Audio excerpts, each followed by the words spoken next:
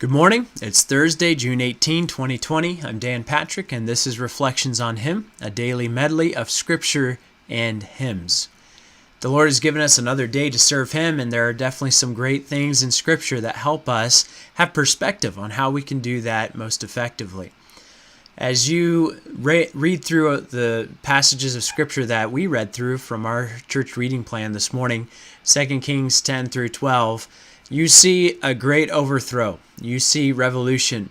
You are able to read through the lines and recognize there is espionage, there's spies, there's all this treachery, there's all this enigmatic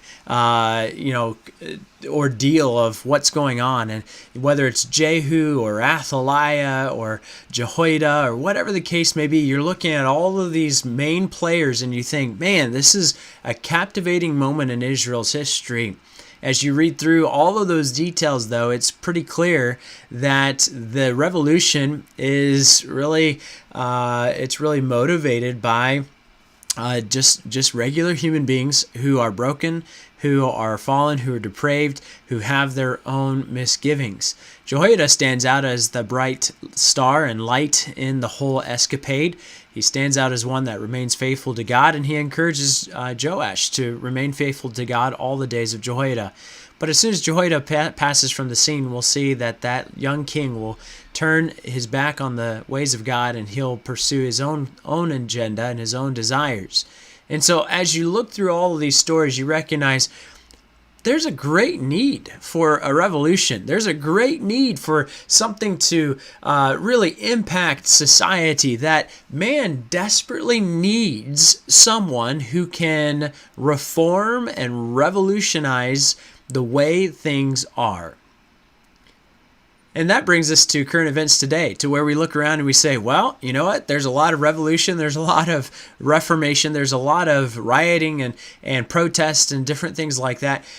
Is this something that we as believers should be a part of? I've heard different speakers over the last few days speak about the movement known as Black Lives Matter.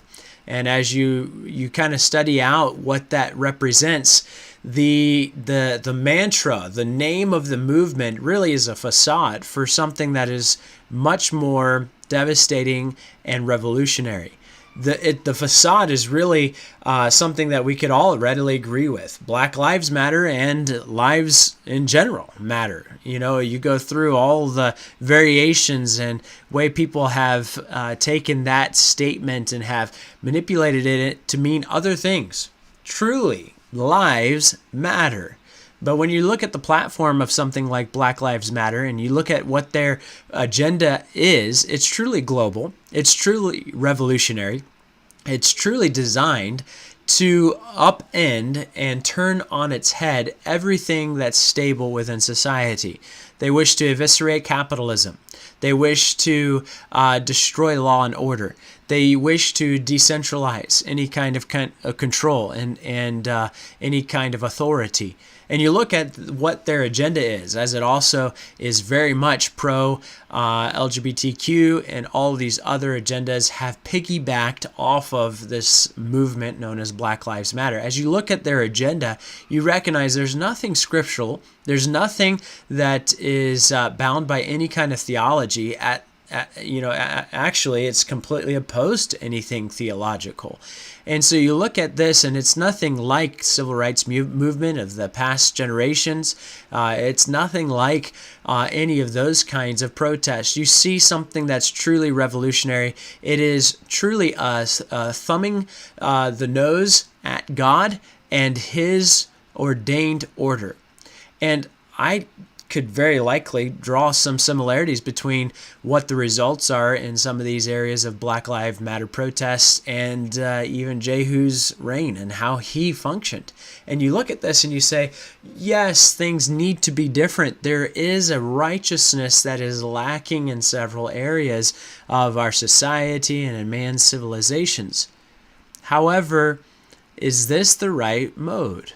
Well, you know what? There's coming a day where there will be a supreme ruler. There will be a king, a true holy leader that will sit on a throne, and he will reign in righteousness, and it will be unequivocally the best experience ever, because it will be Jesus Christ. And so as you read through Jehu, as you read through the story of Athaliah and all of these rulers and leaders in Israel and Judah, you're left wondering, I just want to see someone succeed. And Psalm 2 brings the message of that succession and the how that reign of the Messiah will be successful. As you read in Psalm 2, you read of the revolt of the world as they thumb their nose at God and say, we're going to do this our way. And just one word from God quells the entire revolt. The Messiah is established as the ruler. He's placed on that throne. And as he rules with that rod of iron, he brings order, structure, and justice to every reach of his kingdom. At the end of the psalm, it offers the one way to not fall under the ire of this ruler, and that is to approach with humility. Kiss the Son, lest he be angry. And as you recognize, Psalm 2 is very harsh. It's stern, but it's a warning to those who desire to rebuff or to shirk or shrug off any kind of authority. The hymn that I have selected this morning is one that even speaks to this specifically. It talks about the fact that we've got to bow our heads beneath or to this king, this ruler, in order to recognize his absolute reign. And that Satan learned this when he fell. We see some of those accounts that many speculate about in Isaiah 14 and elsewhere, how Satan rebelled that kind of authority. He wanted to decentralize that authority. He wanted to upend the law and order. He felt that he was capable of ruling, and that why does all the power need to be centralized in God? And that same defiance hurled Satan to the earth, and he's been leading a rebellion ever since. That rebellion will one day be quashed. It'll be ended.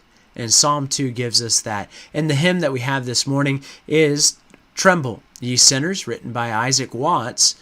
And you may read through this hymn and say, boy, this is heavy. This is stern. But it does communicate, I think, really transparently the sentiment and emotion behind Psalm 2. Terrible God that reignest on high, how awful is thy thund'ring hand, thy fiery bolts, how fierce they fly, nor can all earth or hell withstand.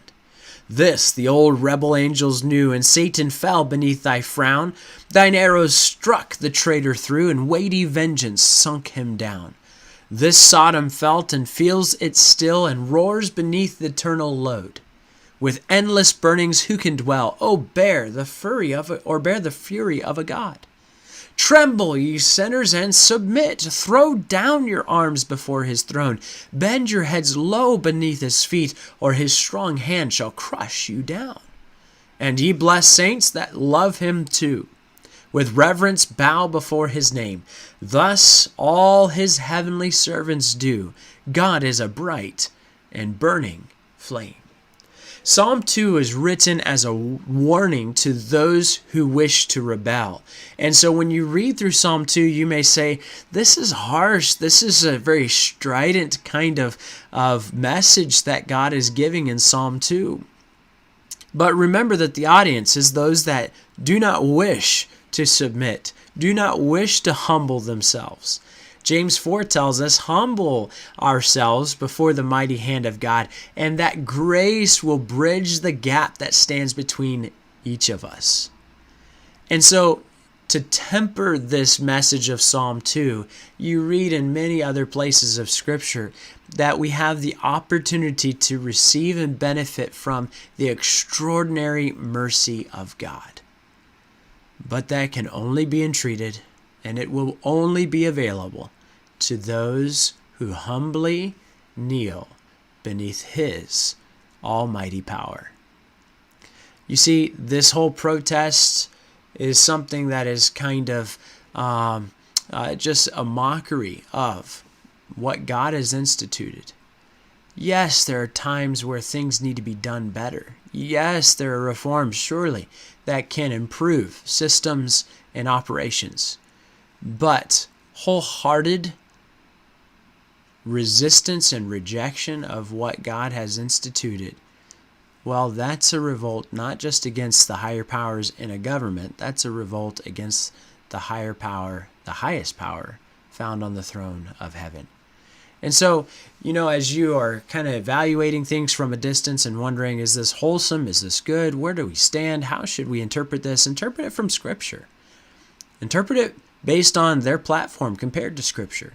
And understand that there are a lot of similarities in Scripture of those who have attempted revolutions. They've even attempted revolutions for good reasons. But yet those reasons quickly tarnish because man is broken. And we look forward to the day when Jesus Christ will be the one who reigns supreme, and we will be able to bask in the wonderful glory of his powerful, righteous, gracious, and merciful reign. And that's our reflection on him. Thank you for joining me today. In the notes, there's a link to a devotional written by one of the men of our church, and it will be an encouragement to you, I know, this morning. And so if you'd like further reflection on the reading from our church reading plan, then I encourage you to click that and follow that to our church's webpage. We look forward to being together again tomorrow. I hope that